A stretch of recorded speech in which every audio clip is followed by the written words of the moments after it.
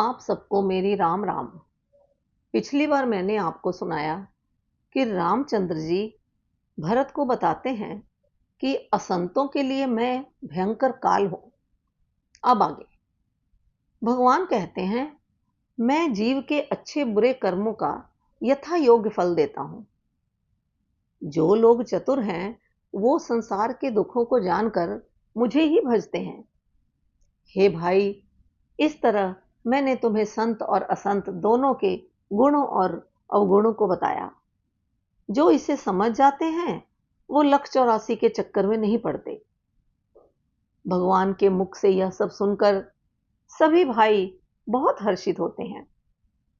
खासकर हनुमान जी तो बहुत ही खुश होते हैं। फिर राम जी अपने महल को चले जाते हैं। इसी प्रकार वो नित्य नई लीला करते हैं। प्रभु के नए नए चरित्र देखने के लिए नारद जी रोज अयोध्या आते हैं। फिर ब्रह्मलोक में जाकर सबको सुनाते हैं। सब राम प्रभु के चरित्र प्रेम पूर्वक सुनते हैं।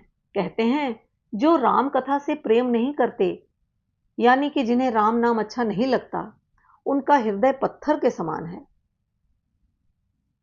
एक बार राम जी ने गुरु वशिष्ठ, ब्राह्मण और अन्य नगरवासियों को सभा में बुलाया। सब यथा योग आसन पाकर बैठ गए।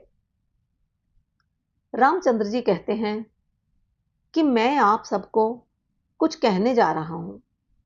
यदि मेरी बात आपको अच्छी लगे तो ही इसका अनुसरण करना, यानी मानना। नहीं तो आप इसे न मानने में संकोच मत करना, यानी कि नहीं मन करे तो न मानना।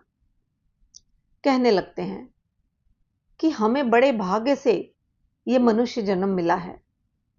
सभी ग्रंथ यही कहते हैं कि यह शरीर देवताओं को भी दुर्लभ है। यह मोक्ष का दरवाजा है। यह शरीर पाकर जिसने अपना जीवन न सुधारा, वह परलोक में दुख पाता है और फिर सिर पीट पीट कर पछताता है और सारा दोष काल, कर्म और ईश्वर पर डाल देता है। ईश्वर जब बहुत कृपा करते हैं तभी हमें मनुष्य जन्म देते हैं। यह मनुष्य भव सागर से पार उतरने के लिए जहाज के समान है। यदि परलोक और यहां सुख चाहते हो तो मेरी भक्ति में लगो। भक्ति का मार्ग बहुत सुलभ और सरल है। आगे की कहानी अगली बार। तब तक राम राम।